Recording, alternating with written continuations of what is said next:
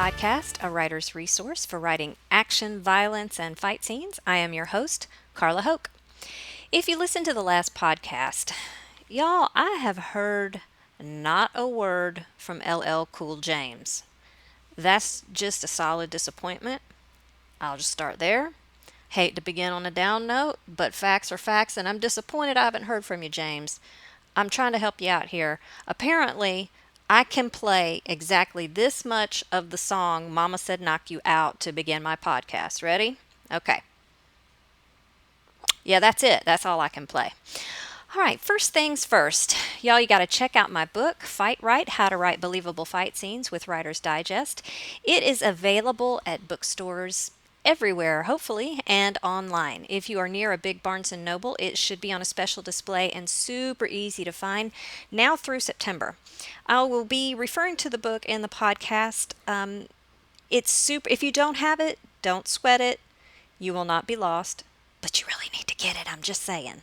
It's super chock full of info. If you've bought it, please leave a review. So far, the reviews are really great, and I'm super grateful to all of you for giving it a look. Until you get the book, or even if you have it, check out my blog, FightWrite, FightWrite.net. Really, that's what gave me the idea for the book. A couple years ago, I had been teaching about different fighting techniques at a writers' conference, and I got home and I thought, well, I wonder if anybody would be interested in reading about this. And so in 2016, I started a blog, and that's why I have a book right now. So go to FightWrite, FightWrite.net, go to the index and just snoop around. What else? Oh, if you would like a FightWrite podcast shirt, which don't we all, or anything fighty-righty, go to Etsy and put FightWrite, one word, FightWrite, into the search, or go directly to the Etsy store, Right Around, WRITE, Right Around the Corner, one word, for not only FightWrite stuff, but fun writer shirts and mugs. And I try to make the FightWrite stuff interesting. There's one with Godzilla on it. There's one that kind of looks like a tattoo. And the other shirts are also just goofy shirts. There's one from a book expo at Area 51 and another that supports your local JV editing team. Okay, on with the podcast. Let me get some to drink. Okay, we are hip deep in a series on John Wick, specifically what writers can learn about knives from Mr. Wick. In our last episode, if you have not seen the John Wick movies, it's okay. You don't have to have seen them to understand the podcast. If you are shy to violence, I suggest you stay far away from them. Okay? But you can still learn a lot from this podcast about knives without having to see them. In our last episode, we looked at what a double-edged knife is and why it is good for stabbing. A double-edged knife. Okay, so if you are not sure what double edge means, you need to listen to that last podcast. We also talked about the different parts of the knife, right? Yeah, I think so. All right, so give that last episode a listen. If you haven't listened to the last episode, again, if you haven't seen the John Wick movies, no worry, you won't be lost, and I'm not going to spoil anything. In this podcast, and in the last podcast, the fight scene I'm referring to, if you want to give it a look, is from John Wick 2, and it's the fight with Cassius in a train. You can actually YouTube it. It is not long at all, but you can learn a ton of stuff from that knife scene. If you haven't seen it, don't worry. Okay. I ended our last podcast by saying that stabbing is better than slashing for close quarters combat. And I should have finished that phrase with sometimes. I had a coach that always said the only absolute in fighting is that there are no absolutes. And that's the truth. Stabbing is better than slashing for close quarters combat sometimes. Sometimes it's good to slash because you already have momentum going. If you have momentum going, why not use it to your advantage? For example, if your character is getting up off the ground, they might have the momentum to do a nice upward slash. And depending on your balance, sometimes it's a logical move. But remember, in close quarters, there's not a lot of room, and so you don't have a lot of room for elbows and horizontal movement and diagonal movement. What areas are best to slash? If you have a character that is fighting in close quarters or not, and they want to slash, by the way, in the book, I talk about whether or not people are partial to slashes or stabs. It's kind of interesting, so give that a look. Okay. Okay, where am I? What areas are best for slashing? The abdomen. Oh, y'all, a good slash across the abdomen just yields surprising results. Imagine cutting open a Ziploc bag full of cooked spaghetti. Yeah, that. Y'all, we have a ton of intestines inside us, like 25 to 30 feet, and it's all packed in this one little area. So, contents under pressure. And your character may not have to slash that deep, depending on the target. If the target has a lot of belly fat or has thick ab muscles, obviously, if they have on clothing, which if they have on pants, I don't necessarily suggest going for the abdomen, because if they have a belt on or if their pants are really thick in that area, there's other places that might be a little bit better for them to go to. But an abdomen, again, if they get just deep enough, you're gonna have a lot of results there. Will that slash result in death? If I were a magic 8 ball, I'd say outlook good. Anytime your insides end up on the outside, you have a legit health problem going on.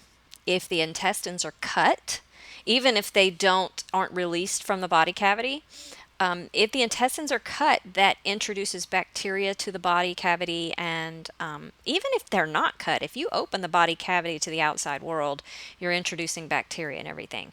So if your character opens up the belly of another one, is it realistic for that wounded character to just go on to Jesus? I'd say it's more realistic for them to die than live. But again, the only absolute in fighting is that there are no absolutes. Thank you for that phrase, Coach.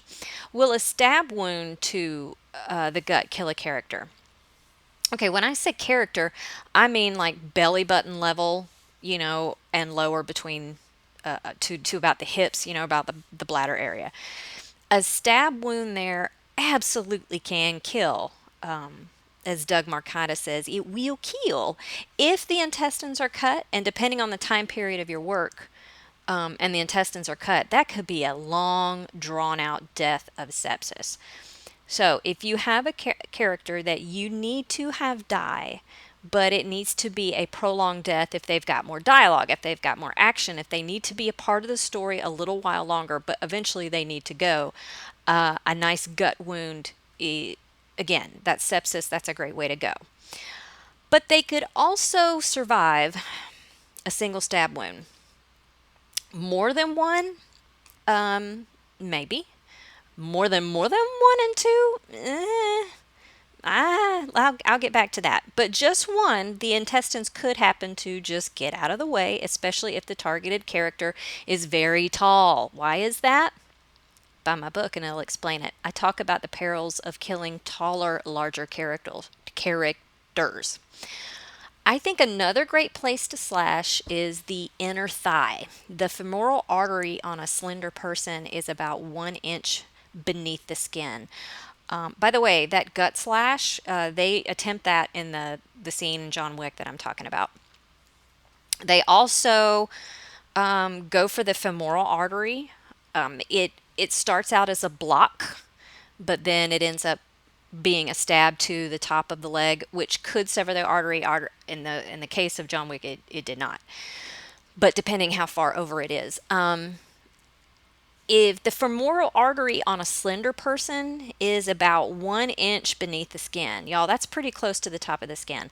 On a bigger person with more tissue, the cut's going to have to be deeper. When a character takes a step, a surprise slash to the femoral artery can be very productive. I did some knife classes with Filipino martial arts, and I always like to push my opponent, and you can push your opponent with a knife in your hand, I promise. Push the opponent or let them step toward me, and then go with the femoral artery slash because I'm a short person. So I was kind of close to that area. Okay. It's going to yield very colorful results. All right. When a character takes a step, surprise slash is very good. And a slash to the side of the neck, not the trachea, slash to the side of the neck is going to yield some very colorful result. That's how I say bloody. Some people have a hard time when I say, oh, it's super bloody, so I say colorful results. A slash to the trachea is going to be colorful as well, but it's also going to be very loud because when you cut the trachea, there's going to be the gasping sound. And so if you're wanting to keep things quiet, if your character needs to do a silent kill, again, I talk about in the book the way that special forces do silent kills. They are not supposed to go around for the trachea. And part of the reason is it can be very loud. It makes very big gasping sounds. All right. Even if you don't hit the arteries in the neck and the leg, okay, cutting through those tendons will inhibit movement, which is always fantastic in a fight. Let's say that I do an inner thigh slash and I don't get deep enough for that femoral artery. I'm still going to cut through some muscles. That's going to make leg movement very difficult on the side of the neck. Let's say I do slash at the neck and they happen to turn for some reason and I don't hit the artery. I'm going to cut through muscles in the neck and it's hard for them to hold their head up. That's an issue. However, in all of those scenarios, I really think a stab is a better bet, especially in close quarters for a couple reasons. Number one, bones are really, really good at their job. They protect vital organs. If you hit the chest area with a slash, the ribs can inhibit a deep cut. Now, I'm talking about a knife. I'm not talking about a sword or something even as large as a machete or a kukri. We are just talking about knives. A machete. Oh, I saw a machete strike that went through a skull. It was super gross. We're not talking about something that can give that much impact and something with that forward heavy of a balance. We're just talking about knives. With those weapons, you can get enough weight behind the strike. And again, those are the balance on those is very forward heavy. Balance is where the majority of the weight, and this is for all edged weapons. It's where the weight lies in the weapon. I always use an axe as an example. The axe, the balance of an axe is very forward heavy. It wants to chop. When you pick it up, you want to chop down with it. That's because it is a chopping tool. If it has a balance closer to the hand, like a fencing sword, well, you're going to have more tip control. The closer the balance is the hand, the more tip control. The farther the balance is away from the hand, the less tip control you have, but the more force you can really get. Like an axe, you don't have tip control in an axe, but boy, you can really put force behind that downward chop. A knife, you're not going to be able to get the same kind of results as you would with a sword if you slash across the chest. You just can't get the weight behind it. However, with a stab, you can. You can get a knife through bones. If you can get a knife through the skull, if you don't believe me, Google X-ray of knife through skull. Don't X-ray knife through skull. Google X-ray of knife through skull. A knife can absolutely, and you know what? I don't know if those particular knives strikes were in the fissures of the skull. No, some of them weren't. Some of them were just straight. It's crazy, straight through the skull. A knife can get between ribs. It will also, I don't know how you say it. They skip over bones. How do you say it? Okay, let's say that you've got a rump roast on, not a rump roast, you got a bone-in roast on the counter, and you stab straight down. Instead of going into the bone may ride the blade and send the blade off, the knife off to the side. That's what I mean by ride the bone. All right, sometimes the knife does stick into it, absolutely, but it can also ride it, which I think is kind of good. Stabs are great in close quarters. They're better at slashing for getting through clothing, even chainmail. That is why you will, in medieval knights, they always had a dagger with them to get through that chainmail. Stabs also allow you to vary your strike points quickly. In the John Wick scene, you'll see that they strike high, low, left, right, not in the same place again and again and again. Varying your strike points, this is in the book, varying your strike points makes it harder for the target to guard. And if the blade sinks, then you have multiple wounds to tend to and guard as you fight. Stab wounds also do deeper damage. You just can't apply pressure to a wound that punctures deeply. If you can make that wound wide as well as deep, then you got bonus points. But the wider the blade, the less it will be able to puncture through clothing and chainmail. You want a really sharp tip and more of a narrow blade for it to be able to get through. The wider the blade, the less it'll be able to puncture through clothing and chainmail, and the more likely that it's going to get stuck in the natural vacuum of the body. Yes, that's a thing. If you want a deep wound with width and you don't want the blade to get stuck through clothing, you need to look at blades that have a graduated width, like the Cinquedea. It looks like a triangle. It looks like a triangle. Cinquedea, that's an Italian blade that I am going to now have to spell out loud to everyone listening. Cinquedea. Cinquue Dea. If you put Cinqued, hopefully results for Cinquedea will show up. It's a fairly short weapon, and boy, it gets wide. It's supposed to be five fingers wide at its greatest width. And I was hoping to make this under 15 minutes, and it just never happens. Oh, stab wounds require no horizontal momentum. So your character can stab even within a narrow hallway. Okay, now we know why the fight scene in John Wick's are more stabby than slashy. Something else writers can learn from that scene is that our characters should not block a blade with their hand or the underside of their arm. Do I even want to get into this at 17 minutes? Okay, John Wick and Cassius both use the top of their arms to block the blade. Or the sides. Sometimes they kind of use the side forearm, but they never show. No, okay. All right, if you're looking at your hand and it's palm up, I'm considering that the underside. If you turn it palm down, I'm considering that the top of your arm. And then there's a little bit on either side. So you want to use the back of the arm. When they block with the side of their arm, they're not generally blocking the weapon so much as the other person's arms. Okay, but you want to do that because you want to guard that underside of the arm because it is blood rich and it's full of tendons.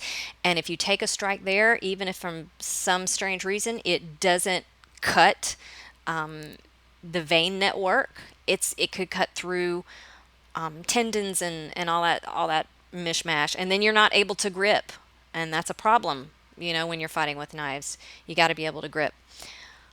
Okay, I gotta stop. That's just how it is. Okay, what did we learn today?